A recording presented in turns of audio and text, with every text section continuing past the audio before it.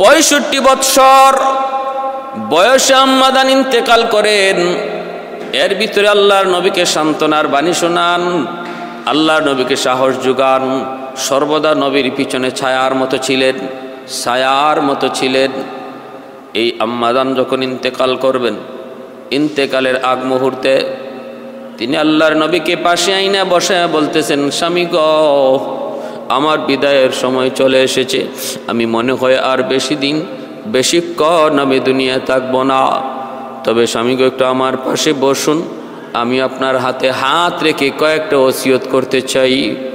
1 নম্বর ওসিয়ত হলো, স্বামী গো, আমার ইন্তেকালের পর আপনি আমার কাফন দাফন পরাবেন, আপনি আমার জানাজার নামাজ দিবেন, তারপরে আপনি আমাকে কবরস্থ করবেন। কবরস্থ করার সময় আমার কাফন দাফন দুনিয়ার কোনো কাপড়, দামি কাপড় দিয়েও লাগবে না, দুনিয়ার কোনো ব্যবহৃত মার্কেটের কাপড় দিয়ে আমার কাফন ব্যবস্থা করবেন না। আমার কাফনের ব্যবস্থা করবেন গো নবী আপনার পরনের একটা জুব্বা দিয়া। কারণ আমার ভয় হয় কবর এমন এক ঘাটি, এমন ভয়ঙ্কর ঘাটি। আমি খাদিজার হালত কি হবে? আমি কি কবরের ভয়ঙ্কর ঘাটি থেকে মুক্তি পাবো কি পাবো না? ভয় হয় আমার। ফেরেশতারা যদি আমাকে জিজ্ঞেস করে, আমি বলবো এত কিছু জানি না। আমার গায়ে নবীর, রহমতের নবীর পরনের জুব্বা, আমার গায়ে আমার নবীর হাতের ছোঁয়া, আমার নবী আমাকে কাফন পরাইছেন, আমার নবী আমাকে গোসল দিচ্ছেন। ওগো নবীজি, আপনার হাতের ছোঁয়া যেখানে লাগে সেখানে জাহান্নামের আগুন এই জায়গার জন্য হারাম হয়ে যায়। এজন্য আপনার হাতের ছোঁয়া চাই, হাতের ছোঁয়া চাই। নবী গো, জীবনে সারা জীবন আমি আপনারে কাপড় পরাইছি, আমি আপনারে গোসল করাইছি। আজকে জীবনের শেষ বিদায়টা আপনি নিজের হাতে আমাকে দিবেন। আপনার হাতের ছোঁয়ায় আমি নিরাপদ থাকতে চাই, কবরের আযাব থেকে নিরাপদ থাকতে চাই। ভাইরা, আজকে আমাদের কবরের কোন টেনশন নাই। যে আম্মাদানকে আল্লাহ পর্যন্ত সালাম জানাইছেন, সালাম, আল্লাহ নবী হেরা গুহায় জিব্রাইল নবীর পাশে বসা, ওই অবস্থায় আম্মাদান খাবার নিয়ে আসতেছেন। সকাল সন্ধ্যা নবীকে খাবার নিয়ে যাইতেন। কতবার আল্লাহ তার ঘর দেখাইলো, বাইতুল্লাহ গেলাম, ভাইরা সাহস পাই না, গার হেরায় উঠার সাহসই করতে পারি না। এত উঁচু, সেই উঁচু পাহাড়টাতে আম্মাজান সকাল সন্ধ্যা খাবার নিয়ে নবীর জন্য যাইতেন। একদিন জিব্রাইল আমিন বলতেছেন, নবী গো, ওই যে দেখেন আপনার বিবি খাদিজা আসতেছে, নবী গো, খাবার নিয়ে আসতেছে আপনার বিবি। আল্লাহ আপনার বিবি খাদিজাতুল কুবরাকে সালাম জানাইছে, আল্লাহর সালামটা তারে দিয়েন, আমি জিব্রাইলের সালামও পৌঁছে দিয়েন। এমন একজন আম্মাজান, তিনিও কবরের চিন্তায় ভীত। কবরে যাওয়ার পর আমার হালত কেমন হয়, কি অবস্থা হয়। নবীকে মৌতের আগে ওসিয়ত করেন, আল্লাহ নবীর হাতের ছোঁয়া যেখানে লাগে। হযরত আনাস রাদিয়াল্লাহু তাআলা আনহু থেকে বর্ণিত একখান হাদিস শোনায়, মনোযোগ দিয়ে শুনুন। আনাস রাদিয়াল্লাহু তাআলা আনহু বলেন, আল্লাহর নবীর ব্যবহৃত একটা কাপড়, একটা রুমাল, তিনি 10 বছরের নবীর খাদেম হযরত আনাস রাদিয়াল্লাহু তাআলা আনহু, তিনি বলেন, আমি নবীর খাদেম, 10 বছরের খাদেম। নবী যখন হাত মোছার ইরাদা করতেন, আমি আমার এই রুমালটা নবীকে দিতাম। নবীজি তার নিজের দুখানা হাত মুবারক আমার রুমালের মধ্যে মুছতেন।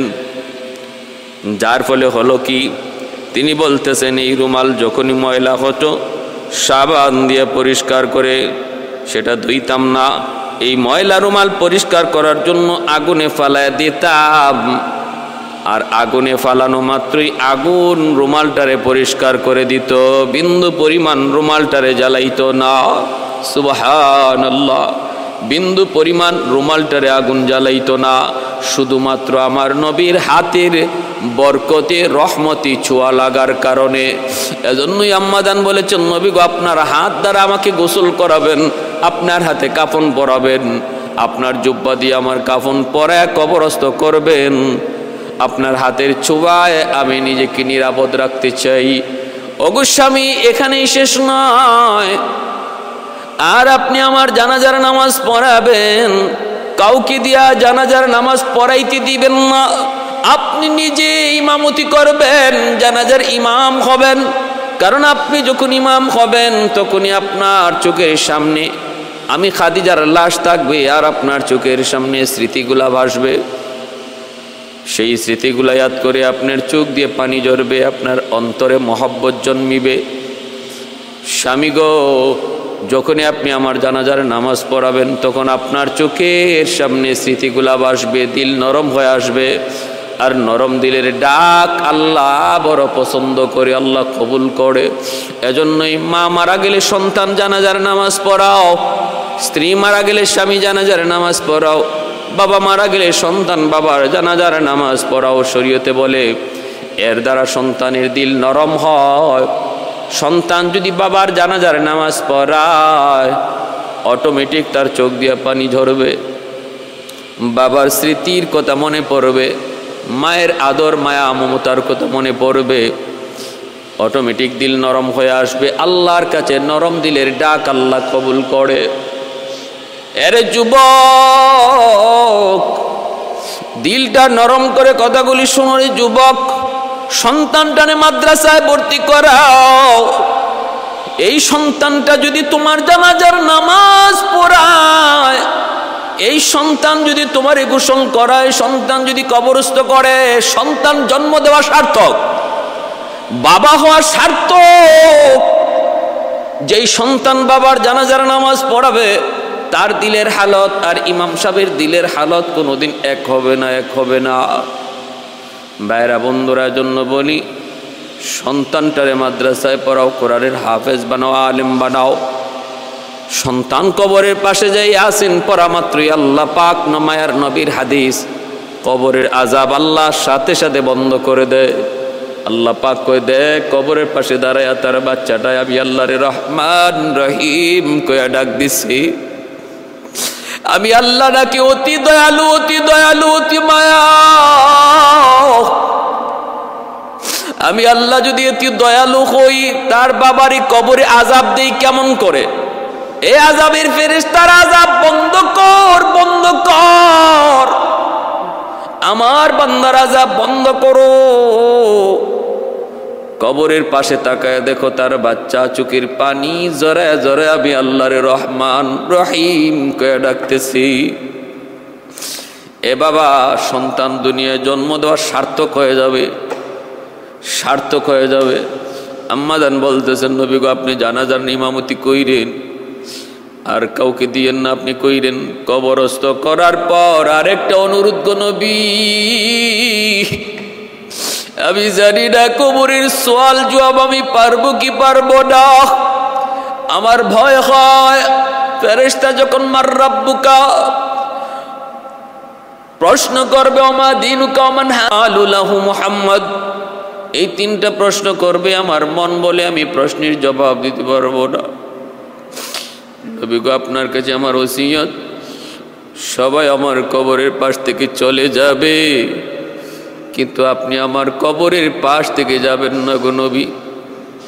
আপনি আমার কবরের পাশে দাঁড়ায় থাকবেন এবং ফেরেশতাদের প্রশ্নের জবাব আপনি নিজে দিবেন, আমাকে দিয়ে দেওয়েন না। আল্লাহর নবী হাতটা দুইরা অজরে নবী কাঁদতেছেন আর বলতেছেন, খাদিজা আমারে কোথায় বাসায় যাচ্ছ? মাত্র কয়েকদিন আগে আমার চাচা আবু তালিব ইন্তেকাল করলো, 3 দিন, এই 3 দিনের মাথায় তুমিও বিদায় নিতেছো, আমি নবী কার আশ্রয়ে থাকব? আমারে কোন সাগরে বাসায় যেতেছো খাদিজা? আল্লাহ নবীর চোখ থেকে ঝরে পানি পড়তেছে। ভাইরা, এই বৎসরটা নবুয়তের 10ম বৎসরটা ছিল মায়ার নবী, বড় কষ্টের বৎসর। নবীর জীবনের এই বৎসরটাকে আমুল হুজুন বলা হয়, পেরেশানির বৎসর বলা হয়। কারণ চাচারও ইন্তেকালে এই বৎসর, চাচার ইন্তেকালের মাত্র 3 দিন পরে প্রিয়তমা স্ত্রী আম্মাদান খাদিজাতুল কুবরার ইন্তেকাল এই বৎসর। তায়েফের ময়দানের নির্যাতন এই বৎসর, তায়েফের ময়দানের নির্যাতন এই বৎসর। এজন্য নবুয়তের 10ম বৎসরটা হলো নবীর জীবনের সবচেয়ে পেরেশানির বৎসর। নবীজি হাত রেখে কান্দেন আর বলেন, খাদিজা আমারে কোথায় রেখে যাইতেছো খাদিজা? ও খাদিজা, সব কিছু আমার জন্য বিলায় দিছ, নিজের সব কিছু কোরবান করেছ আমার জন্য। আমি কি তোমার এই ওসিয়তটা পালন করব না গো বিবি? কোনো টেনশন তুমি করো না, প্রতিটা কথা আমি অক্ষরে অক্ষরে পালন করব। আল্লাহর নবী, রহমতের নবী জানাজার নামাজ পড়াইলেন। নবীজি কাফন দাফনের ব্যবস্থা করলেন। পরনের জুব্বাটা আল্লাহর নবী কাফনের কাপড় হিসেবে দিয়া জানাজা পড়ায় নিজের হাতে কবরস্থ করলেন। সবাই চলে যায়, রহমতের নবী যায় না। আবু বকর সিদ্দিক বলে, ওমর বলে, নবী গো চলেন। আল্লাহর নবী বলেন, তোমরা যাও, আমি আমার খাদিজারে ওয়াদা দিয়েছি, আমার খাদিজার কবরের পাশে আমি ততক্ষণ পর্যন্ত থাকব যতক্ষণ পর্যন্ত না খাদিজার কবরের সওয়ালের উত্তর আমি না দিই। আমি ওয়াদা দিয়েছি আমার খাদিজার প্রশ্নের জবাব আমি নবী দেব। সাহাবীরা চলে আসলেন।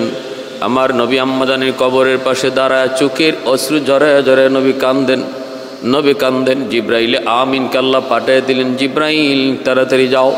জিব্রাইল আমিন এসে বলে, নবী গো আপনি এখানে দাঁড়ায় কি করেন? আল্লাহর নবী বলেন, জিব্রাইল আজ থেকে আমাকে আর কে সান্ত্বনা দিবে? দুশমনদের নির্যাতন, সমস্ত কষ্ট আমি ভুলে যাইতাম আমার খাদিজার কাছে আসা মাত্র। এমন সান্ত্বনার বাণী সে শোনাইতো, এমন সাহস জুগাইতো, মুহূর্তের ভিতরে আমি আমার সমস্ত কষ্টের কথা ভুলে যাইতাম। আজ থেকে আমারে কে সান্ত্বনা দিবে? আজ থেকে কে আমাকে আদর করে সোহাগ দিবে, হাত বুলাবে? আমি আমার খাদিজার সাথে ওয়াদা দিয়েছি, কবরের সওয়ালের জবাব আমি তার পক্ষ হয়ে দেব, অতএব আমি যাইতে পারি না। জিব্রাইল আমিন বলে, আল্লাহ আমাকে পাঠাইছে গো নবী, আপনি এখানে থাকলে কবরের মধ্যে কোনো ফেরেশতা সওয়াল করার জন্য সাহস করে ঢুকবে না। নবী গো আপনি থাকলে কোনো ফেরেশতা সাহস হবে না কবরে ঢুকার, আপনি চলে যান গো নবী। আর আল্লাহ পাক আমাকে জানিয়ে দিয়েছেন, আপনার খাদিজার প্রশ্নের ব্যাপারে আপনার কোনো টেনশন করা লাগবে না। খাদিজার প্রশ্নের জবাবের জিম্মাদার আল্লাহ নিজে হয়ে গেছেন, আল্লাহ তার পক্ষ থেকে জবাব দিবে। সুবহানাল্লাহ, আল্লাহু আকবার। আল্লাহ জবাব দিবেন, আল্লাহ জবাব দিবেন। আল্লাহর নবী, রহমতের নবীর প্রিয়তম স্ত্রী আম্মাদান খাদিজাতুল কুবরা রাদিয়াল্লাহু তাআলা আনহা 65 বছর বয়সে ইন্তেকাল করলেন। আল্লাহ নবীর বয়স তখন 50 বছর পর্যন্ত মায়ার নবী আর কোনো বিবাহ করেন নাই। পুরা যৌবনটা আল্লাহর নবী কাটাইছেন আম্মাদান খাদিজাতুল কুবরার সাথে, যিনি বয়সের দিক দিয়ে ছিলেন একরকম বৃদ্ধা। যৌবনের চাহিদা পূরণই যদি নবীর উদ্দেশ্য হতো, আল্লাহর নবীর আজকে নাস্তিকগুলা যারা নবীর যৌবনের চাহিদা মেটানোর জন্য বিয়ে করেছেন বলে আল্লাহর নবীর উপরে নাউজুবিল্লাহ অপবাদ দেয়। প্রশ্ন, একজন যুবক তার জীবনের পুরো যৌবনকালটা একজন বৃদ্ধা মহিলার সাথে কাটাইলেন, অথচ আরবের মক্কার কাফেররা পর্যন্ত প্রস্তাব দিয়েছে, মুহাম্মদ একবার শুধু বলো আরবের সবচেয়ে সুন্দরী নারী তোমার কাছে এনে দিই। আমার নবীর জন্য কত সুন্দরী কুমারী মেয়েরাও পাগল ছিল। আল্লাহ নবী সেদিকে তো মনোযোগ দেন নাই। আল্লাহ নবী বাহ্যিক সুন্দরটারে সুন্দর বলেন নাই, নবী বলেছেন ভিতরের সুন্দর হলো সুন্দর, ভিতরের সুন্দরটা হলো সুন্দর। রাসূল করিম সাল্লাল্লাহু আলাইহি ওয়াসাল্লাম এজন্য ভিতরের সুন্দরকে প্রাধান্য দিয়েছেন। তিনি ভিতরের হালতটা দেখতে পেয়েছেন, আম্মাদানের ভিতরের হালতটা ছিল বড় সুন্দর। ভাইরা বন্ধুরা, এজন্য বিবাহ করব, বিবাহ তো করব, বিবাহ করা নবীর বহুত বড় সুন্নত। কিন্তু মনে রাখো, বিবাহ করার ক্ষেত্রে আল্লাহ নবী বলেছেন ফাজফার বিজাতিদ দ্বীন, তোমরা দিনদারিটার প্রাধান্য দিও। যদিও দিনদারির সাথে যদি বংশ পাও ভালো, দিনদারির সাথে যদি সৌন্দর্য পাও ভালো, দিনদারির সাথে যদি মাল পাও ভালো, কিন্তু সব আছে দিনদারি নেই, আল্লাহর নবী বলেন না, সেখানে যাওয়া যাবে না। আর দিনদারি মানে হলো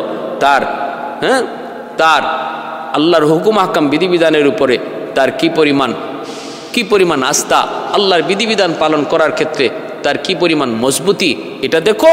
আর দ্বিতীয় দেখো তার চরিত্র কেমন, চারিত্রিক হালতটা কোন পর্যায়ে আছে, চরিত্র তার কেমন।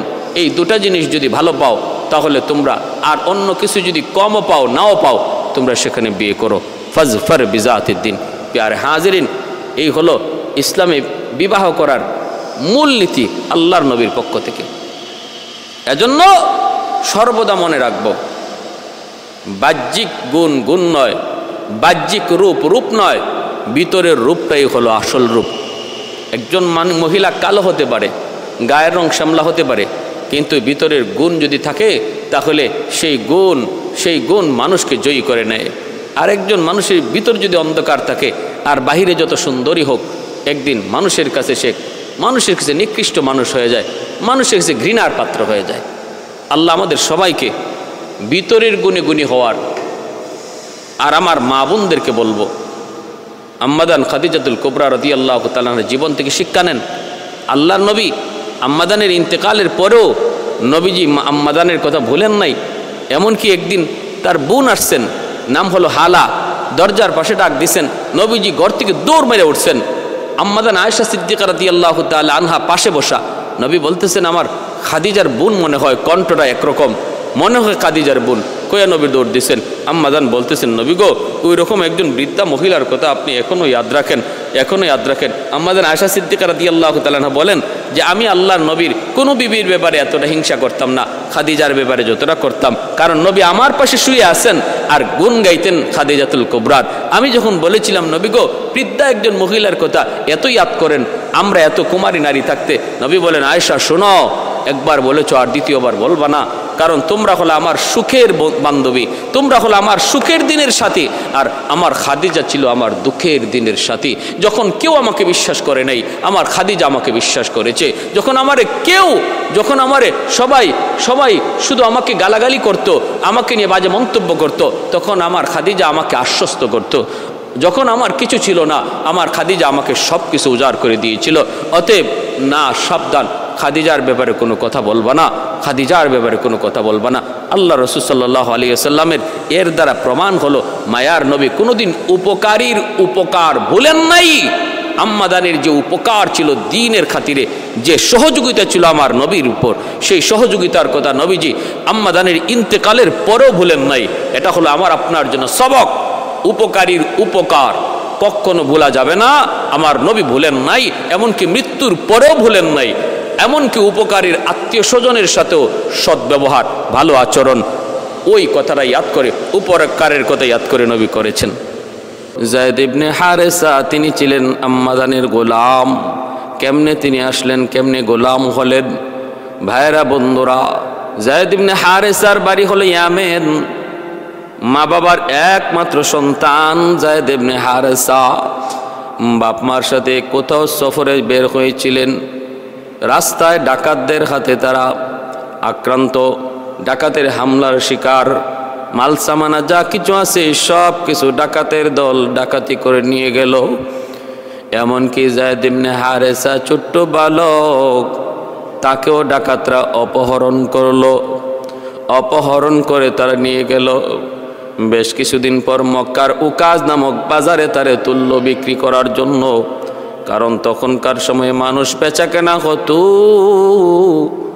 যে যারে কিন্তু সে তারে গোলাম বাদী বানায় রাখত। ছোট্ট বালক যায়েদ ইবনে হারেসা রাদিয়াল্লাহু তাআলা আনহু মক্কার প্রসিদ্ধ বাজার উকাজ নামক বাজারের মধ্যে তারে গোলাম বানায় তোলা হলো বিক্রির জন্য। যেই আসে প্রচুর দাম চায়, কেউ আগাইতে পারে না। যায়েদ ইবনে হারেসা রাদিয়াল্লাহু তাআলা আনহু তিনি দেখতেছেন একজন মহিলা আসতেছেন, তিনি আর কেউ নন, তিনি হলেন আম্মা জান খাদিজাতুল কুবরা রাদিয়াল্লাহু তাআলা আনহা। সম্পদের কোনো অভাব নাই। তিনি আয়েশা বলতেছেন, গোলামটা, এই বালকটা আমার কাছে বিক্রি করো, লাগবে কত? কত লাগবে করে নেও, টাকার তো অভাব নাই। পছন্দ হয়েছে, যা তারা যা চাইছে দাম তা দিয়েই এই বালককে কিনে নিলেন। ভাইরা বন্ধুরা, এবার যায়েদ ইবনে হারিসা রাদিয়াল্লাহু তাআলা আনহু বলেন, আমি আম্মা জানের কাছে আসার পর আমি বুঝতে পারলাম মানুষের ভিতরেও মায়া আছে, দরদ আছে। মানুষ মানুষকে মায়া করে, এটা আমি আগে জানতাম না। কারণ ওই ডাকাতদের হাতে থাকা অবস্থায় এতটাই নির্যাতনের শিকার হয়েছি, এতটাই অমানবিকতা আমার উপর দিয়ে চলছে, এতটাই নির্যাতন, আমি বুঝতে হারিয়ে গিয়েছিলাম। আমি একথা ভুলে গিয়েছিলাম, মানুষ জীব জানোয়ারের মতো নয়, মানুষ হিংস্র নয়, মানুষ হলো আল্লাহর সৃষ্টি জীব, শ্রেষ্ঠ সৃষ্টি জীব। এই মানুষের ভিতরে দরদ, মায়া, মমতা, ভালোবাসা আছে। আমি ডাকাতদের কাছে যতদিন ছিলাম এই কথাটা ভুলে গিয়েছিলাম। সেই ভুলন্ত কথা, ভুলে যাওয়া কথাটা আবার আমার ফিরে আসলো। আম্মা জানের ঘরে আসার পর এতটা মায়া মহব্বত আমি পেয়েছি।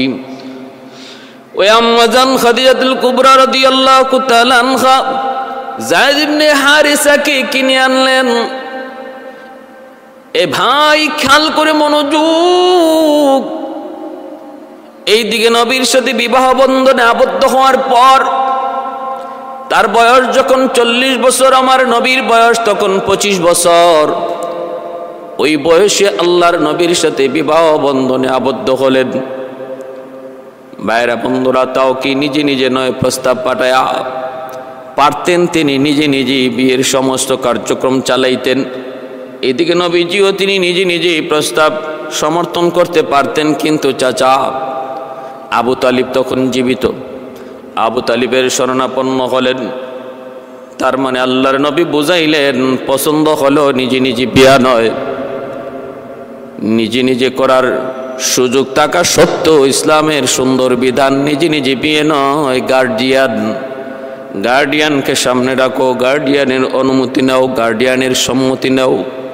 আমার নবীর জীবনের প্রতিটা অক্ষরে অক্ষরে আমাদের জন্য শিক্ষা রয়েছে। যুবক, একটু মনোযোগ দিয়ে শুনো। তোমার জীবন পুত পবিত্র সুন্দর সোনালী একটা জীবন যদি উপহার পেতে চাও, পৃথিবীর শ্রেষ্ঠ সোনালী মানুষ আমার নবীর জীবনকে অনুসরণ করো।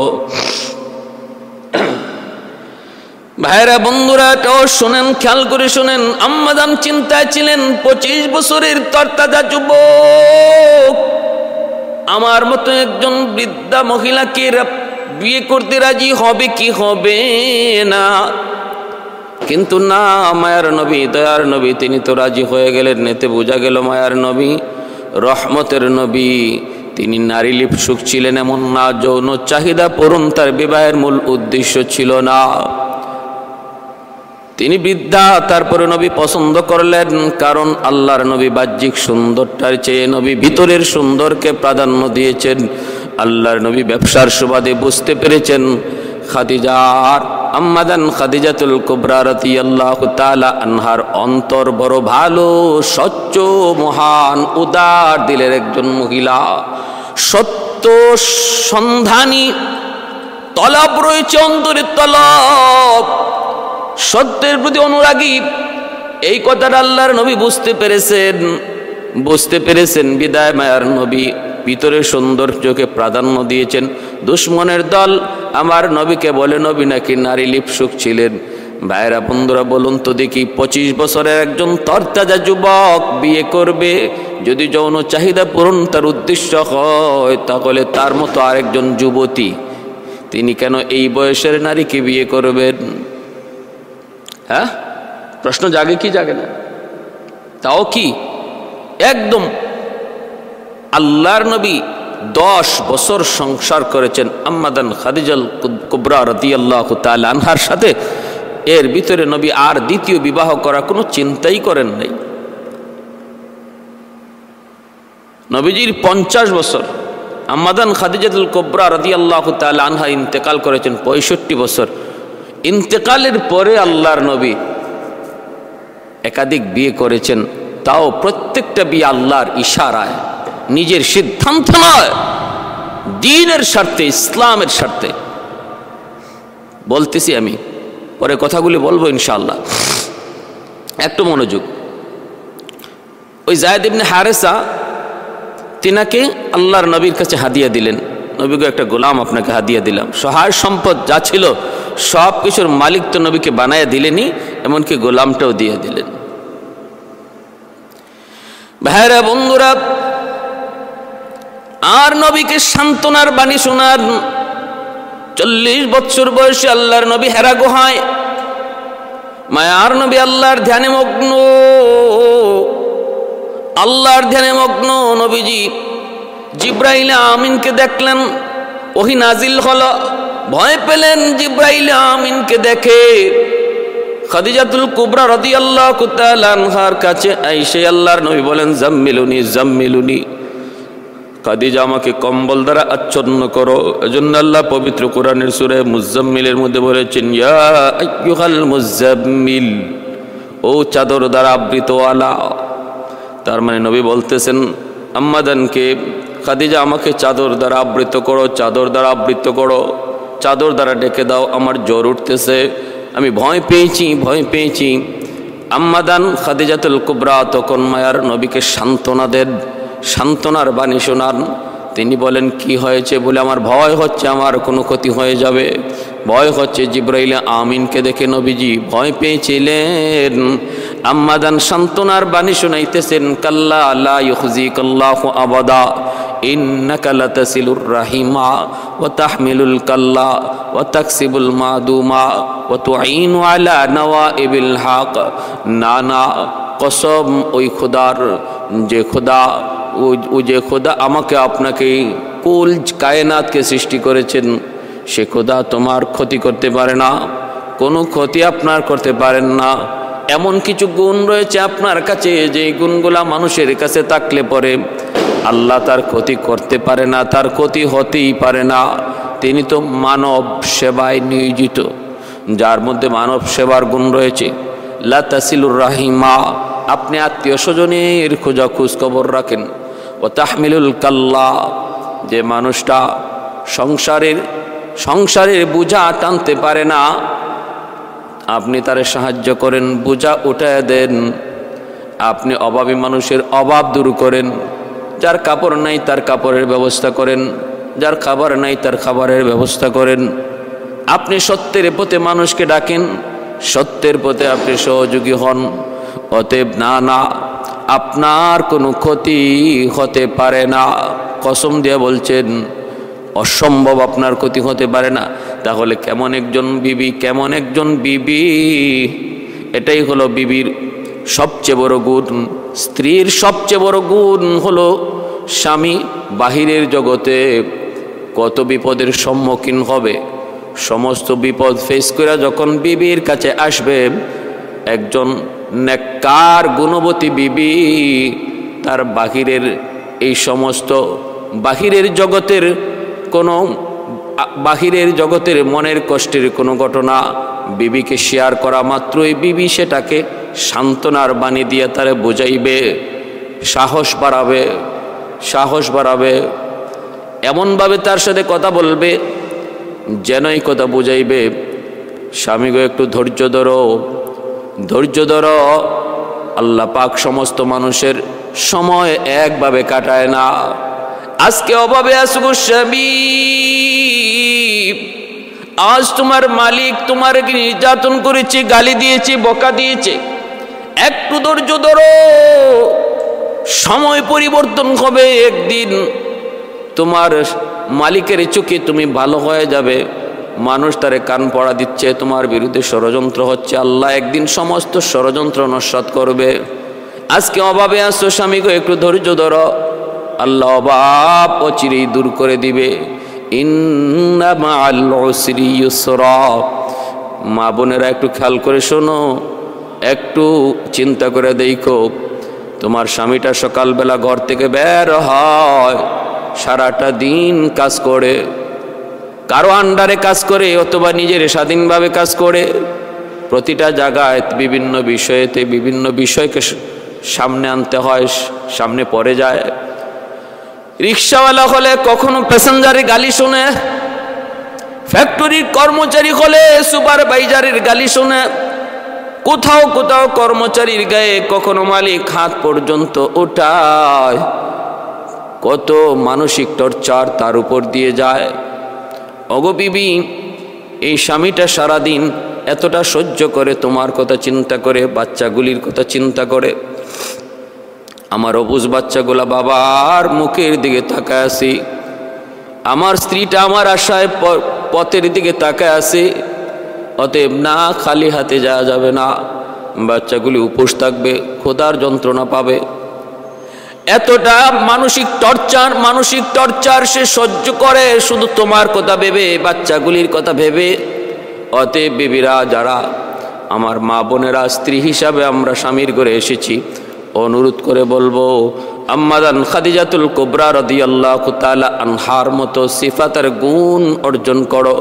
স্বামী ঘরে ঢোকা মাত্রই স্বামীকে সান্ত্বনা দাও, বাড়তি কোনো চাপ তার মাথায় দিও না, সান্ত্বনার বাণী তারে শোনাও। আম্মাদান খাদিজাতুল কুবরা মায়ার নবীকে এইভাবে সান্ত্বনার বাণী শোনাইতেন, সান্ত্বনার বাণী তিনি শোনাইতেন। আল্লাহর নবী, রহমতের নবীকে বলতেছেন, ইয়া রাসূলুল্লাহ, এই যে বালকটাকে নিয়ে যান। আল্লাহ নবীর করে যায়েদ ইবনে হারেসা রাদিয়াল্লাহু তাআলা আনহু, এইবার তিনি আল্লাহর নবীর গোলাম। ভাইরা, আস্তে আস্তে তিনি বড় হতে লাগলেন, নবীর ঘরেই তিনি বড় হইতেছেন। এতটা মায়া, এতটা দরদ, এতটা ভালোবাসা, এতটা প্রেম, এতটা মহব্বত আল্লাহর নবীর কাছে পাইলেন। মা হারানোর ব্যথা, বাবা হারানোর ব্যথা যায়েদ ইবনে হারেসা তিনি ভুলে গেলেন। মায়ের আদর, বাবার আদর, দোনো আদর আমার নবীর কাছ থেকে পাইতে লাগলেন। যায়েদ ইবনে হারেসা বলেন, নবী আমাকে জীবনে কোনোদিন ধমক দেয় নাই, গোলাম হিসাবে আল্লাহর নবী আমাকে কোনোদিন চোখ রাঙায় কথা বলেন নাই, এমনকি কোনোদিন এমনও বলেন নাই, যায়েদ এটা কেন করছো, এটা তুমি কেন করো নাই। এতটা মায়া, এতটা দরদ, এতটা ভালোবাসা পেয়ে তিনি আস্তে আস্তে বড় হতে লাগলেন। এইদিকে যায়েদ ইবনে হারেসার মা, তার বাবা, একমাত্র সন্তান যায়েদকে হারাইয়া মা পাগলের মতো রাস্তায় রাস্তায় ঘুরে, আর যায়েদ বলে কান্দে। বাবাও অর্ধ পাগলের মতো সন্তান হারায়া। ইয়ামেনের মানুষগুলি তারা জানতো বলে তাদের একমাত্র সন্তান যায়েদ ডাকাতের হাতে অপহরণ হয়েছে 10 বছর বয়সে। কিন্তু কোথায় যায়েদ, কোথায় কেউ জানে না। দেশ থেকে দেশান্তর ঘুরলো, যায়েদের খবর পায় না মা বাবা। একবার ইয়ামেনের কিছু মানুষ মক্কায় ব্যবসার সুবাদে আসলো, আল্লাহর নবীর সাথে যায়েদকে দেখতে পেয়ে তারা কিছুটা চিনে ফেললো। ওই মানুষগুলা তারা চিনে ফেললো যে এই বালকটাই তো যায়েদ ইবনে হারেসা, মনে হচ্ছে যায়েদ, আমাদের হারানো যায়েদ মনে হয়। হা দেখ না তাকায় বলে, এই তো আমাদের যায়েদ। ইয়ামেন চলে গেল, ওই যায়েদের বাপ মাকে বোঝায় তারা বলল, তোমাদের সন্তানকে পেয়েছি। কোথায় বলে, মক্কায়। কার কাছে? মুহাম্মদ ইবনে আব্দুল্লাহর কাছে। মুহাম্মদ অনেক বড় দিলের একজন মানুষ, মক্কার মানুষের কাছে আল আমিন যার উপাধি। ওই মুহাম্মদুর রাসূলুল্লাহর কাছে আমরা যায়েদকে দেখেছি, টাকা পয়সা নিয়ে যাও। মনে হয় যদি যায় মনের কথাটা বলো, তাহলে মুহাম্মদ যে নরম দিলের মানুষ, সন্তান আবার তোমাদের কুলে ফিরে পাবা। যায়েদ ইবনে হারেসার বাবা অর্থ করি টাকা পয়সা স্বর্ণ মুদ্রা লইয়া যায়েদের চাচাকে সাথে নিয়া মক্কার জমিনে আমার নবীর বাড়িতে হাজির। নবী রহমতের নবীর কাছে হাজির, পরিচয় দিলেন, আমরা ইয়ামেন থেকে এসেছি। কেন এসেছেন? আপনার কাছে এসেছি, আমরা শুনতে পেয়েছি, জানতে পেয়েছি আপনার কাছে একটা বালক রয়েছে, আপনার গোলাম, নাম হলো জায়েদ। বলে হ্যাঁ, এই জায়েদ আমার সন্তান। আজ থেকে 5-7 বছর আগে আমার সন্তান জায়েদ ডাকাতের হাতে অপহরণ হয়েছে। একমাত্র সন্তান, আমাদের একমাত্র সন্তান। পাগলের মতো তার মা রাস্তায় রাস্তায় ঘুরে দেশ থেকে দেশান্তর যায়। অর্ধ পাগল আমি নিজেও। একমাত্র সন্তান, আমার সন্তান জায়েদ হারায় আমরা পাগলের মতো। একটু আপনার কাছে অনুরোধ করব, যদি সন্তানটারে দেন, তার মা আবারও হয়তো জীবন ফিরে পাবে। আপনার কিছু অনুরোধ করব, প্রয়োজনে যা টাকা লাগে, পয়সা লাগে, আপনি দিয়ে দেন। নিতে চান আমরা আপনাকে দিয়ে দেব। আল্লাহর নবী, রহমতের নবী এই করুণ কাহিনী শুনলেন। একজন হারানো সন্তানের বাবা নবীর কাছে সন্তান চাইতেছে। আমার নবী কত নরম দিলের মানুষ। আমার নবী তো শিশুকালে মা হারাইছেন। আমার নবী তো শিশুকালেই বাবা, জন্মের আগেই বাবা হারাইছেন, শিশুকালে মা হারাইছেন। অতএব মার প্রতি, সন্তানের প্রতি বাপ মার কেমন দরদ এবং বাপ মার প্রতি সন্তানের কেমন টান। নবীজির চোখটা চোখে অশ্রুতে ভরে গেল। আল্লাহর নবী বলতেছেন, ঘটনা যদি সত্যি হয়, এমনই যদি হয়, টাকা লাগবে না, পয়সা লাগবে না, স্বর্ণ মুদ্রা লাগবে না, আপনাদের কথা যদি সত্য হয়, তাহলে আমি জায়েদকে বিনা পয়সায়, বিনা মূল্যে, বিনা বদলায় আপনাদের হাতে আমি তুলে দেব। তবে আমাকে বুঝতে হবে, জানতে হবে ঘটনা সত্য কি সত্য না। পাশের রুমেই ছিলেন জায়েদ ইবনে হারেসা। নবী ডাক দিলেন, জায়েদ। আল্লাহর নবী রুমে ঢুকলেন। ঢুইকাই তিনি বাবার চেহারার দিকে তাকাইলেন, চাচার চেহারার দিকে তাকাইলেন। বাবা ও সন্তানের চেহারার দিকে তাকাইতেই বাবা বসা থেকে দাঁড়িয়ে গেল। চোখটা অশ্রুতে ভরে গেল। বাবার চোখটা অশ্রুতে ভরে গেল। জায়েদের চোখটা অশ্রুতে ভরে গেল। অতীতের স্মৃতিগুলা চোখের সামনে ভাসতে লাগলো। আল্লাহর নবী, রহমতের নবী দেখতেছেন দুজন তাকে আছে, চোখ দিয়ে অশ্র জরে। আর নবী বলতেছেন, জায়েদ, ও জায়েদ, আমি নবী একটা প্রশ্ন করি রে জায়েদ, বলো তো তুমি ওদেরকে চিনো কি চিনো না? জায়েদ ইবনে হারেসা কয়, নবী গো, আমি ভালো করে চিনছি গো নবী। ইনি আমার বাবা, পাশে আমার চাচা। ইনি আমার বাবা, ইনি আমার চাচা। আল্লাহর নবী বললেন, জায়েদ তুমি তাহলে চিনতে পারছো? বলে হ্যাঁ। দ্বীনের নবী, মায়ার নবী, রহমতের নবী, তিনিও তাকায় তাকায় দেখতেছেন। বাবা বসা থেকে দৌড় দিয়ে সেই সন্তানকে বুকে জড়ায় ধরে চোখের অশ্রু মুইসা কাঁদতেছে। বাবা এতদিন কোথায় ছিলি বাবা? এ বাবা শোনো, যেই বাপ মার সন্তান হারাইছে তারা বুঝে সন্তানের বেদনা কি পরিমাণ। সন্তান হারানোর ব্যথা শুধু ওই বাপ মাই বুঝবে যেই বাপ মার সন্তান হারায় গেছে। সন্তান মারা যাওয়াটাও এতটা কষ্টের নয়, সন্তান হারায় যাওয়া যতটা কষ্টের। প্রতিটা মুহূর্ত মা ইয়াদ করে, প্রতিটা মুহূর্ত বাবার সেই স্মৃতি জাগে।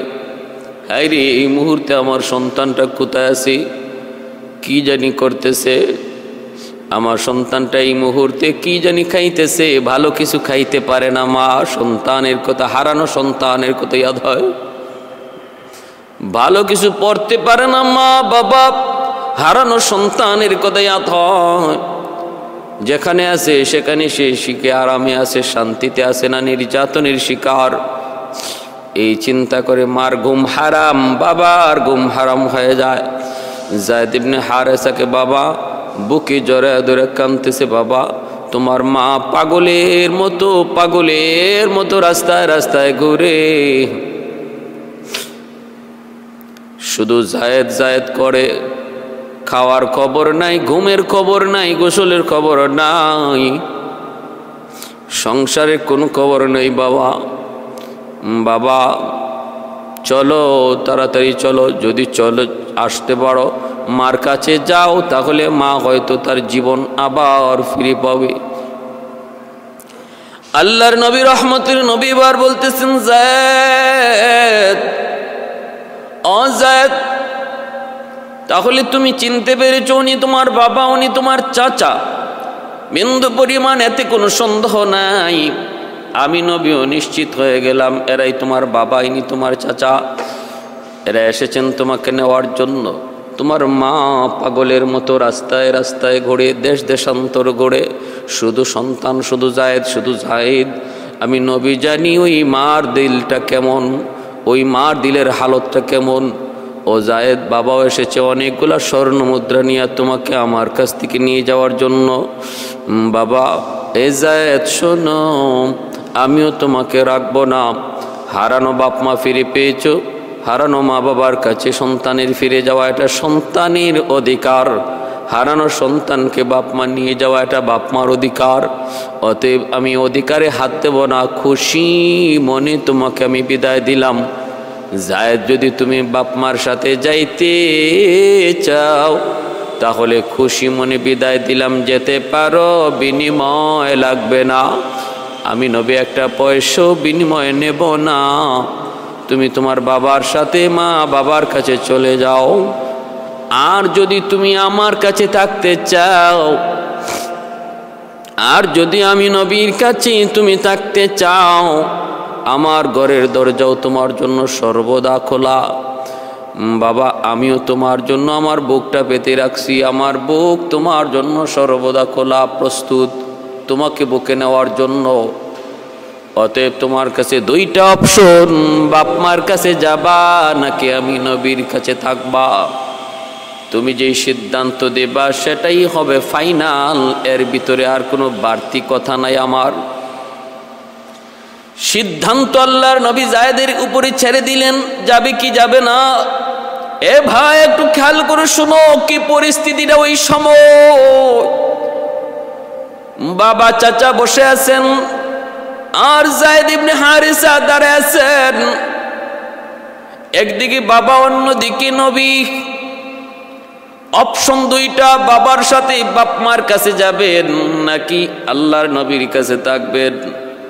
মায়ার নবী যখন এই অপশনটা দিলেন, যুবক একটু দেখো মহব্বত কাকে বলে। আজকে আমি আমার নবীকে চিনলাম না, কিন্তু নবীর পাশে যারা ছিলেন তারা আল্লাহর নবীরে কেমন চিনছেন। জায়েদ ইবনে হারেসা মাথাটা নিচের দিকে দিয়ে দিছেন, কথা বলতেছেন না, চিন্তার সাগরে হাবুডুবু খাচ্ছেন। সিদ্ধান্ত তিনি কি দিবেন। এক পর্যায়ে মাথাটা উঠায় বলতেছেন, ইয়া রাসূলুল্লাহ, ওগো নবীজি, আমি সিদ্ধান্ত নিয়েছি, আমি কার কাছে থাকবো, আমি সিদ্ধান্ত নিয়েছি গো নবী। আল্লাহর নবী তখন বলতেছেন, জায়েদ বলো। এবার তিনি আর বাবার দিকে না তাকায় আমার নবীর দিকে তাকায় চোখের পানিটা মুছতেছেন, আর বলতেছেন, নবী গো, শিশুকালে বাবা হারাইছি, মা হারাইছি, অমানুষগুলির কাছে ছিলাম, তাদের নির্যাতনের কারণে আমি ভুলে গিয়েছিলাম মানুষের মধ্যেও মায়া আছে, মমতা আছে। তারপরে পর্যায়ক্রমে আমি আপনার কাছে আসলাম। আপনার কাছে আসার পর আমি বুঝলাম আল্লাহ কেন মানুষকে সৃষ্টির শ্রেষ্ঠ জীব বানাইছে। আমার বাবার আদর, মায়ের আদর, দোনো আদর আমি আপনার কাছে পেয়েছি। ওগো নবীজি, আমি আপনার মায়া, দয়া, ভালোবাসা, মহব্বত আমি বলতে পারবো না। আমার শুধু স্মৃতি মনে পড়ে, আপনার আদর, ভালোবাসা, মায়া, মমতার স্মৃতিগুলো আমার চোখে ভাসতেছে। নবী গো, আমি সিদ্ধান্ত নিয়েছি বাকি জীবন আমি আপনার কাছে থাকব। বাকি জীবন আমি আপনার কাছে থাকবো। আমি আমার হারানো বাপ মা পাইও যাব না, হারানো বাপ মা পাইও আমি যাইতে চাই না। আমি আমার জীবন আপনার খেদমতে আমি উৎসর্গ করলাম, কুরবানি করলাম। আমি আপনার কাছেই থাকার সিদ্ধান্ত নিয়েছি। এই কথা বলা মাত্রই যায়েদ ইবনে হারেসার বাবা অবাক হয়ে গেল। অবাক হয়ে বলতে চায়, তুমি বলো কি বাবা, তোমার মা পাগল, তুমি এটা বললা কি? বাবা মাথার নিচের দিকে দিয়ে চোখের পানি মুছতেছে। আল্লাহর নবী, রহমতের নবী, মায়ার নবী, সাথে সাথে নবী যায়েদকে বুকে জড়ায় নিলেন। নবী জায়গা থেকে উইটা দৌড় দিয়ে গিয়ে যায়েদ ইবনে হারেসাকে বুকে জড়ায় নিলেন। চোখের পানিটা মুছতেছেন, কপালে চুমকাইতেছেন। আর নবীজি বলতেছেন, যায়েদ চলো।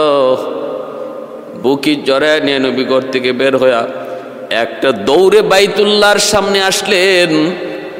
বাইতুল্লাহর কাছে আইসা নবী মক্কার মানুষকে, কুরাইশের মানুষকে ডাক দিয়া বলেন, ও সর্দারেরা, মক্কার মানুষেরা, কে কোথায়?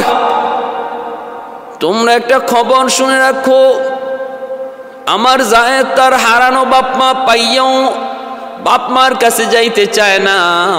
আমি নবীর কাছে থাকার সিদ্ধান্ত নিয়েছে। তোমরা সবাই সাক্ষী থাকো।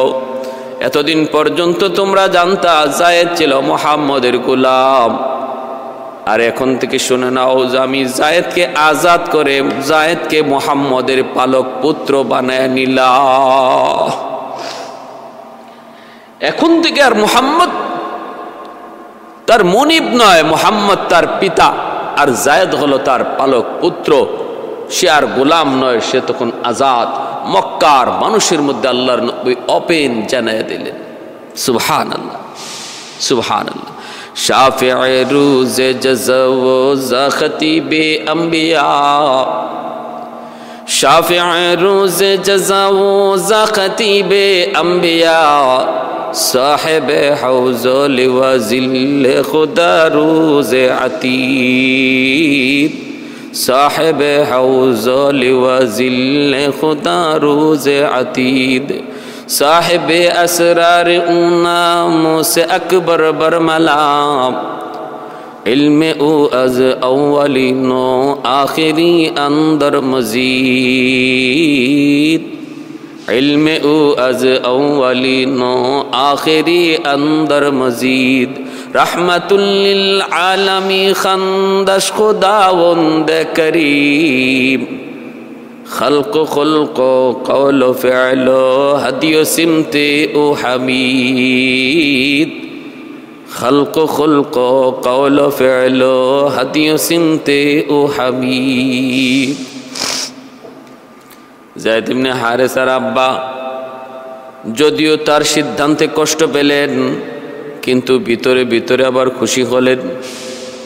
চার থেকে ওইটা যায়েদকে বুকে জড়ায় ধরে বলতেছেন, যায়েদ, হারানো বাবা পাইয়া, হারানো মা পাইয়াও যে সন্তান বাপ মার কাছে যেতে চায় না, আমার বুঝ হয়ে গেছে বাবা। মুহাম্মদের কাছে কি পরিমাণ আরামে আছো তুমি, মুহাম্মদুর রাসূলুল্লাহ কি পরিমাণ মায়া মহব্বত ভালোবাসা তোমাকে দিয়েছে, যেই ভালোবাসার কাছে বাপ মার ভালোবাসা তুমি ভুলে গিয়েছো। একজন আদর্শ বাবা হিসাবে, একজন আদর্শ মা হিসাবে তারা সর্বদা চায় সন্তান যেন ভালো থাকে, সন্তান যেন সুখে থাকে, সন্তান যেন আনন্দে হাসি খুশি থাকে। এটাই হলো বাপ মার সবচেয়ে বড় চাওয়ার পাওয়া। আমার বুঝতে বাকি রইল না বাবা, মুহাম্মদুর রাসূলুল্লাহর কাছে কি পরিমাণ শান্তি আর সুখে আছো। বাবা, আমিও খুশি মনে তোমার সিদ্ধান্ত মেনে নিলাম, খুশি মনে মেনে নিলাম। তুমি মুহাম্মদুর রাসূলুল্লাহর কাছেই থাকো। আমরা বাপ মা মাঝে মাঝে ইয়ামেন থেকে তোমারে দেখতে আসবো, আমরা বাপ মা মাঝে মাঝে ইয়ামেন থেকে তোমারে দেখতে আসবো। তুমি মুহাম্মদুর রাসূলুল্লাহর কাছেই থাকো। আমি বাবা খুশি মনে তোমার সিদ্ধান্ত মেনে নিলাম। ভাইরা বন্ধুরা জন্য বলতেছিলাম, আম্মাদান খাদিজাতুল কুবরা রাদিয়াল্লাহু তাআলা আনহা সর্বস্ব আল্লাহর নবীকে দান করলেন। এবার আমার নবী সর্বদিক দিয়ে তিনি আরবের শ্রেষ্ঠ, মালের দিক দিয়েও আমার নবী শ্রেষ্ঠ, মালের দিক দিয়েও নবী শ্রেষ্ঠ। মায়ার নবী যখন নবুয়ত পেলেন, আম্মাদানকে যখন এসে জানাইলেন, আমি এমন দেখেছি আল্লাহর নবী রহমতের নবী কি নবুয়তের কথা শোনানো মাত্রই আম্মাদান সাথে সাথে কালেমা পড়ে মুসলমান হলেন।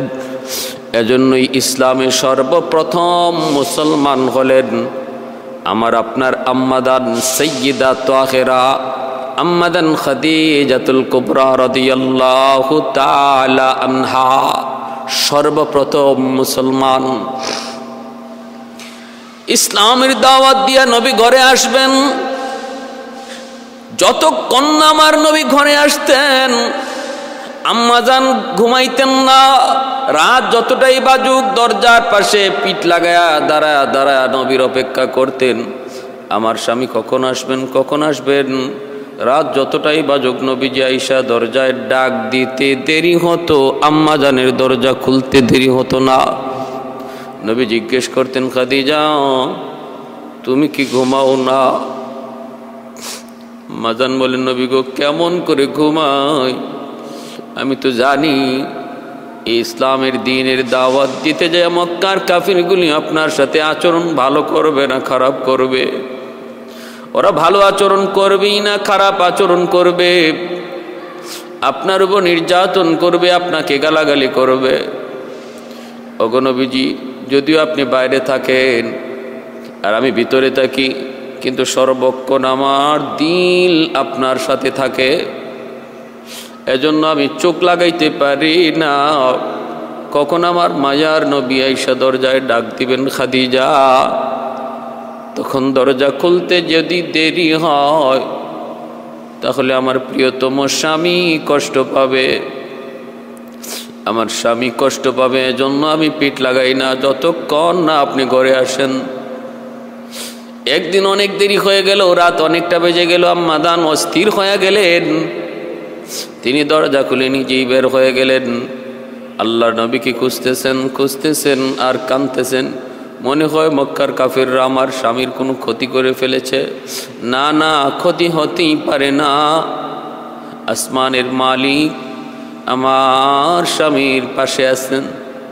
তবুও মনের বড় আশা নিয়ে, বুক বড় আশা নিয়ে খুঁজতে খুঁজতে দেখেন বাইতুল্লাহর সামনে আল্লাহর নবী রহমতের নবী দ্বীনের আলোচনা করতেছেন, আর সামনে বসে আছেন আবু বকর সহ গোটা কয়েকজন সাহাবী। গোলামদের মধ্যে সবার আগে ইসলাম গ্রহণ করেছেন যায়েদ ইবনে হারেসা, বালকদের মধ্যে সবার আগে ইসলাম কবুল করেছেন হযরত আলী রাদিয়াল্লাহু তাআলা আনহু, আর বয়স্কদের মধ্যে সবার আগে ইসলাম কবুল করেছেন আমার নবীর প্রিয়তম বন্ধু হযরত আবু বকর সিদ্দিক রাদিয়াল্লাহু তাআলা আনহু। মহিলাদের মধ্যে সবার আগে ইসলাম কবুল করেছেন আম্মাদান খাদিজাতুল কুবরা রাদিয়াল্লাহু তাআলা আনহা। সমগ্রভাবে সমষ্টিগতভাবে নারী পুরুষ বালক যুবক বৃদ্ধ সবার মধ্যে সামগ্রিকভাবে সবার আগে ইসলাম গ্রহণ করেছেন আম্মাদান খাদিজাতুল কুবরা রাদিয়াল্লাহু তাআলা আনহা। সুবহানাল্লাহ, কত বড় সৌভাগ্য। তিনি যায় দেখেন নবীজি দাওয়াতের আলোচনা করতেছেন আর সামনে কয়েকজন সাহাবী বসা। আম্মাজান দেখতেছেন প্রচন্ড বৃষ্টি হচ্ছে, আর বৃষ্টির মাঝে আল্লাহর নবী তাদেরকে দাওয়াতের বাণী শোনাইতেছেন বৃষ্টির মধ্যে। তিনি অনেকটা আশ্বস্ত হলেন, না না আমার স্বামীর ক্ষতি হয় নাই, আলহামদুলিল্লাহ তিনি সুস্থ, তিনি ফিরে আসবেন, এখনই ঘরে আসবেন। এই বইলা তিনি আয়েশা ঘরের দরজার পাশে আবার দাঁড়ায় রইলেন। নবীজি তখন দ্বীনের মজলিসের আলোচনা শেষ করে নবী ঘরে ঢুকবেন। নবী জিজ্ঞেস করেন, খাদিজা ঘুমাও নাই না গো নবী? ঘুমাইতে পারি না। আম্মাজান তখন বলতেছেন, নবী গো আমি দেখলাম প্রচন্ড বৃষ্টির মধ্যে আপনি দিনের আলোচনা করতেছেন। নবী বলেন, খাদিজা তুমি দেখছো বৃষ্টি, কিন্তু এটা বৃষ্টি না। তুমি যা দেখছো তা না, এটা বৃষ্টি না। বরং কোরআন হাদিসের আলোচনা যেখানে হয় সেখানে হাফাতহুমুল মালাইকা নাজালাত আলাইহিমুস সাকিনা গাশিয়াতহুমুর রাহমা, তাদেরকে ফেরেশতারা চতুর্দিকে বেষ্টন করে। যেই মজলিসে আল্লাহ রসুলের আলোচনা হয় ফেরেশতারা বেষ্টন করে রাখে, তাদের উপর রহমত নাজিল হয়, সকিনা বর্ষণ হয়। তুমি যা দেখেছো বৃষ্টি, এটা বৃষ্টি নয়, এটা হলো আল্লাহর পক্ষ থেকে তাদের উপরে নাজিল হওয়া সকিনা। সুবহানাল্লাহ। এজন্য দ্বীনের আলোচনা যেখানে হয় সেখানে আল্লাহর পক্ষ থেকে রহমত আর সকিনা নাজিল হয়। এ ভাই যুবক, 65 বৎসর বয়সে আম্মাদান ইন্তেকাল করেন। এর ভিতরে আল্লাহর নবীকে সান্ত্বনার বাণী শোনান, আল্লাহর নবীকে সাহস যোগান। সর্বদা নবীর পিছনে ছায়ার মতো ছিলেন, ছায়ার মতো ছিলেন। এই আম্মাদান যখন ইন্তেকাল করবেন, ইন্তেকালের আগ মুহূর্তে তিনি আল্লাহর নবীকে পাশে আইনা বসে বলতেছেন, স্বামী গো, আমার বিদায়ের সময় চলে এসেছে। আমি মনে হয় আর বেশিক্ষণ আমি দুনিয়ায় থাকবো না। তবে স্বামী গো, একটু আমার পাশে বসুন, আমি আপনার হাতে হাত রেখে কয়েকটা ওসিয়ত করতে চাই। 1 নম্বর ওসিয়ত হলো, স্বামী গো, আমার ইন্তেকালের পর আপনি আমার কাফন দাফন পরাবেন, আপনি আমার জানাজার নামাজ দিবেন, তারপরে আপনি আমাকে কবরস্থ করবেন। কবরস্থ করার সময় আমার কাফন দাফন দুনিয়ার কোনো কাপড়, দামি কাপড় দিও লাগবে না, দুনিয়ার কোনো ব্যবহৃত মার্কেটের কাপড় দিয়ে আমার কাফন ব্যবস্থা করবেন না।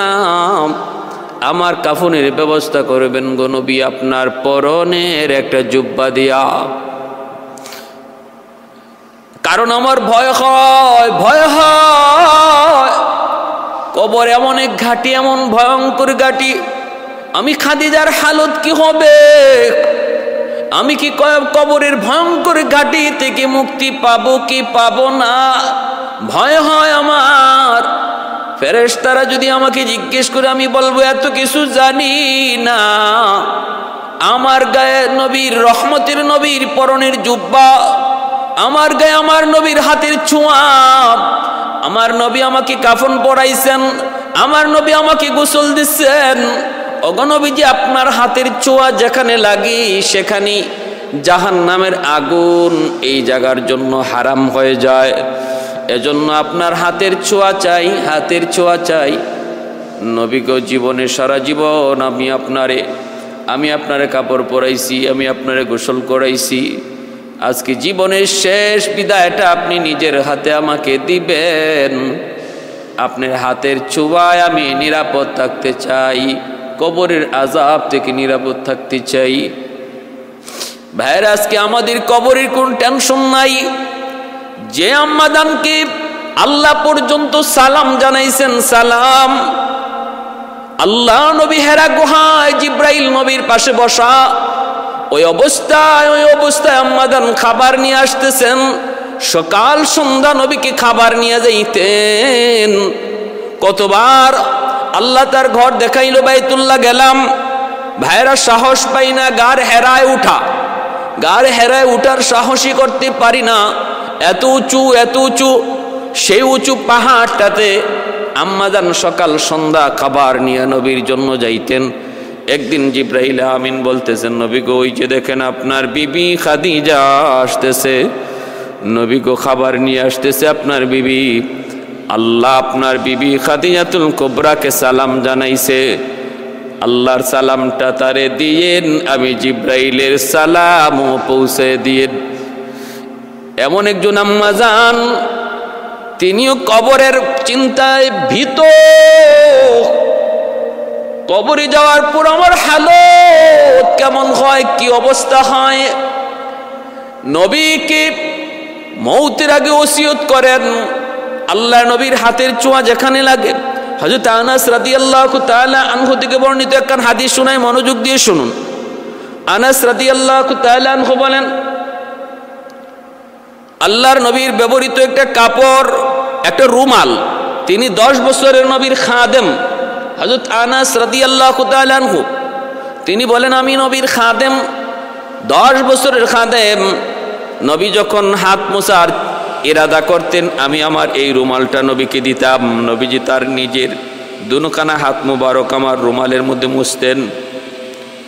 যার ফলে হলো কি, তিনি বলতেছেন এই রুমাল যখনই ময়লা হতো সাবান দিয়ে পরিষ্কার করে সেটা ধুইতাম না, এই ময়লা রুমাল পরিষ্কার করার জন্য আগুনে ফালায় দিতাম, আর আগুনে ফালানো মাত্রই আগুন রুমালটারে পরিষ্কার করে দিত, বিন্দু পরিমাণ রুমালটারে জ্বালাইতো না। সুবহানাল্লাহ, বিন্দু পরিমাণ রুমালটারে আগুন জ্বালাইতো না।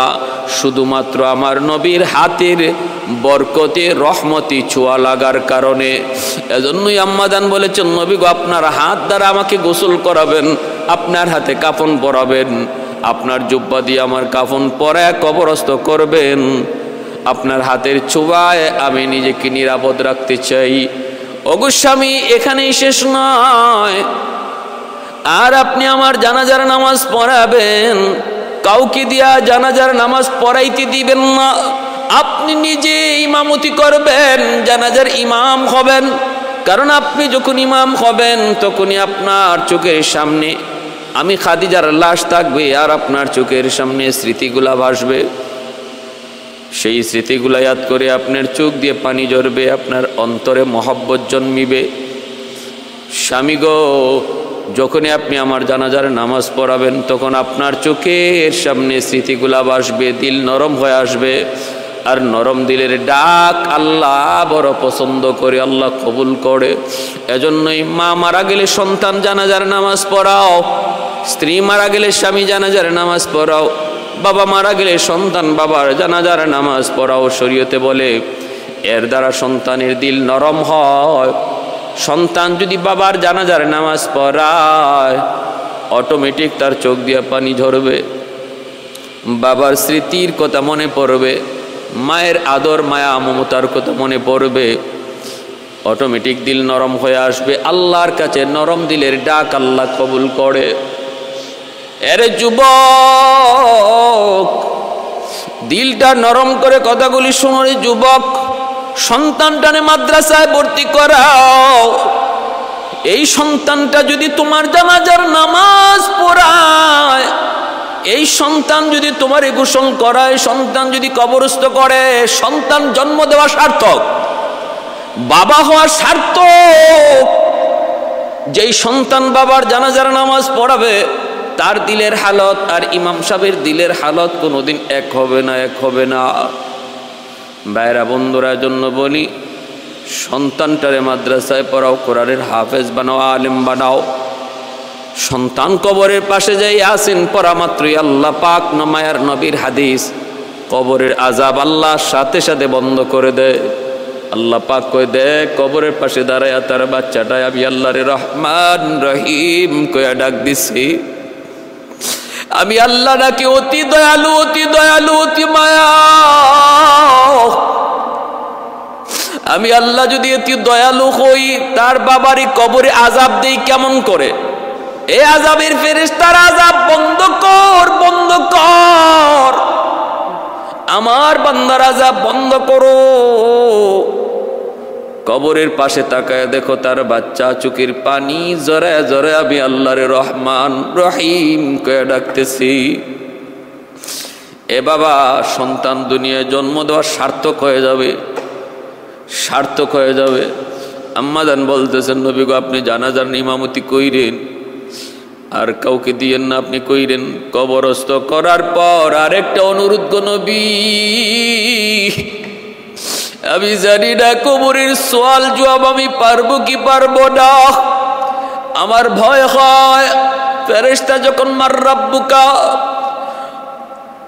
প্রশ্ন করবে, ওমা দীনুকা ওমান হালুলাহু মুহাম্মদ, এই তিনটা প্রশ্ন করবে, আমার মন বলে আমি প্রশ্নের জবাব দিতে পারবো না। নবী গো আপনার কাছে আমার ওসিয়ত, সবাই আমার কবরের পাশ থেকে চলে যাবে, কিন্তু আপনি আমার কবরের পাশ থেকে যাবেন না গো নবী, আপনি আমার কবরের পাশে দাঁড়ায় থাকবেন এবং ফেরেশতাদের প্রশ্নের জবাব আপনি নিজে দিবেন, আমাকে দিয়ে দেওয়েন না। আল্লাহর নবী হাতটা দুইরা অজরে নবী কাঁদতেছেন আর বলতেছেন, খাদিজা আমারে কোথায় বাসায় যাচ্ছ? মাত্র কয়েকদিন আগে আমার চাচা আবু তালিব ইন্তেকাল করলো, 3 দিন, এই 3 দিনের মাথায় তুমিও বিদায় নিতেছো, আমি নবী কার আশ্রয়ে থাকব? আমারে কোন সাগরে বাসায় যেতেছো খাদিজা? আল্লাহ নবীর চোখ থেকে ঝরে পানি পড়তেছে। ভাইরা, এই বৎসরটা নবুয়তের 10ম বৎসরটা ছিল মায়ার নবীর বড় কষ্টের বৎসর। নবীর জীবনের এই বৎসরটাকে আমুল হুজুন বলা হয়, পেরেশানির বৎসর বলা হয়, কারণ চাচারও ইন্তেকালে এই বৎসর, চাচার ইন্তেকালের মাত্র 3 দিন পরে প্রিয়তমা স্ত্রী আম্মাদান খাদিজাতুল কুবরার ইন্তেকাল এই বৎসর। তায়েফের ময়দানের নির্যাতন এই বৎসর, তায়েফের ময়দানের নির্যাতন এই বৎসর। এজন্য নবুয়তের 10ম বৎসরটা হলো নবীর জীবনের সবচেয়ে পেরেশানির বৎসর। নবীজি হাত রেখে কান্দেন আর বলেন, খাদিজা আমারে কোথায় রেখে যাইতেছো খাদিজা? ও খাদিজা, সব কিছু আমার জন্য বিলায় দিছ, নিজের সব কিছু কোরবান করেছো আমার জন্য, আমি কি তোমার এই ওসিয়তটা পালন করব না গো বিবি? কোনো টেনশন তুমি করো না, প্রতিটা কথা আমি অক্ষরে অক্ষরে পালন করব। আল্লাহর নবী, রহমতের নবী, জানাজার নামাজ পড়াইলেন, নবীজি কাফন দাফনের ব্যবস্থা করলেন। পরনের জুব্বাটা আল্লাহর নবী কাফনের কাপড় হিসেবে দিয়া জানাজা পড়ায় নিজের হাতে কবরস্থ করলেন। সবাই চলে যায়, রহমতের নবী যায় না। আবু বকর সিদ্দিক বলে, ওমর বলে, নবী গো চলেন। আল্লাহর নবী বলেন, তোমরা যাও, আমি আমার খাদিজারে ওয়াদা দিয়েছি, আমার খাদিজার কবরের পাশে আমি ততক্ষণ পর্যন্ত থাকব যতক্ষণ পর্যন্ত না খাদিজার কবরের সওয়ালের উত্তর আমি না দিই। আমি ওয়াদা দিয়েছি আমার খাদিজার প্রশ্নের জবাব আমি নবী দেব। সাহাবীরা চলে আসলেন, আমার নবী আম্মাদানের কবরের পাশে দাঁড়ায় চোখের অশ্রু ঝরায় ঝরায় নবী কান্দেন। জিব্রাইলে আমিনকে আল্লাহ পাঠিয়ে দিলেন, জিব্রাইল তাড়াতাড়ি যাও। জিব্রাইল আমিন এসে বলে, নবী গো আপনি এখানে দাঁড়ায় কি করেন? আল্লাহর নবী বলেন, জিব্রাইল আজ থেকে আমাকে আর কে সান্ত্বনা দিবে? দুশমনদের নির্যাতন, সমস্ত কষ্ট আমি ভুলে যাইতাম আমার খাদিজার কাছে আসা মাত্র। এমন সান্ত্বনার বাণী সে শোনাইতো, এমন সাহস জুগাইতো, মুহূর্তের ভিতরে আমি আমার সমস্ত কষ্টের কথা ভুলে যাইতাম। আজ থেকে আমারে কে সান্ত্বনা দিবে? আজ থেকে কে আমাকে আদর করে সোহাগ দিবে, হাত বুলাবে? আমি আমার খাদিজার সাথে ওয়াদা দিয়েছি, কবরের সওয়ালের জবাব আমি তার পক্ষ হয়ে দেব, অতএব আমি যাইতে পারি না। জিব্রাইল আমিন বলে, আল্লাহ আমাকে পাঠাইছে গো নবী, আপনি এখানে থাকলে কবরের মধ্যে কোনো ফেরেশতা সওয়াল করার জন্য সাহস করে ঢুকবে না। নবী গো আপনি থাকলে কোনো ফেরেশতা সাহস হবে না কবরে ঢুকার, আপনি চলে যান গো নবী। আর আল্লাহ পাক আমাকে জানিয়ে দিয়েছেন, আপনার খাদিজার প্রশ্নের ব্যাপারে আপনার কোনো টেনশন করা লাগবে না, খাদিজার প্রশ্নের জবাবের জিম্মাদার আল্লাহ নিজে হয়ে গেছেন, আল্লাহ তার পক্ষ থেকে জবাব দিবে। সুবহানাল্লাহ, আল্লাহু আকবার। আল্লাহ জবাব দিবেন, আল্লাহ জবাব দিবেন। আল্লাহর নবী, রহমতের নবীর প্রিয়তম স্ত্রী আম্মাদান খাদিজাতুল কুবরা রাদিয়াল্লাহু তাআলা আনহা 65 বছর বয়সে ইন্তেকাল করলেন। আল্লাহ নবীর বয়স তখন 50 বছর পর্যন্ত মায়ার নবী আর কোনো বিবাহ করেন নাই। পুরা যৌবনটা আল্লাহর নবী কাটাইছেন আম্মাদান খাদিজাতুল কুবরার সাথে, যিনি বয়সের দিক দিয়ে ছিলেন একরকম বৃদ্ধা। যৌবনের চাহিদা পূরণই যদি নবীর উদ্দেশ্য হতো, আল্লাহর নবীর আজকে নাস্তিকগুলা যারা নবীর যৌবনের চাহিদা মেটানোর জন্য বিয়ে করেছেন বলে আল্লাহর নবীর উপরে নাউজুবিল্লাহ অপবাদ দেয়। প্রশ্ন, একজন যুবক তার জীবনের পুরো যৌবনকালটা একজন বৃদ্ধা মহিলার সাথে কাটাইলেন, অথচ আরবের মক্কার কাফিররা পর্যন্ত প্রস্তাব দিয়েছে, মুহাম্মদ একবার শুধু বলো আরবের সবচেয়ে সুন্দরী নারী তোমার কাছে এনে দিই। আমার নবীর জন্য কত সুন্দরী কুমারী মেয়েরাও পাগল ছিল। আল্লাহ নবী সেদিকে তো মনোযোগ দেন নাই। আল্লাহ নবী বাহ্যিক সুন্দরটারে সুন্দর বলেন নাই, নবী বলেছেন ভিতরের সুন্দর হলো সুন্দর, ভিতরের সুন্দরটা হলো সুন্দর। রাসূল করিম সাল্লাল্লাহু আলাইহি ওয়াসাল্লাম এজন্য ভিতরের সুন্দরকে প্রাধান্য দিয়েছেন। তিনি ভিতরের হালতটা দেখতে পেয়েছেন, আম্মাদানের ভিতরের হালতটা ছিল বড় সুন্দর। ভাইরা বন্ধুরা, এজন্য বিবাহ করব, বিবাহ তো করব, বিবাহ করা নবীর বহুত বড় সুন্নত। কিন্তু মনে রাখো, বিবাহ করার ক্ষেত্রে আল্লাহ নবী বলেছেন ফাজফার বিজাতিদ দ্বীন, তোমরা দিনদারিটার প্রাধান্য দিও।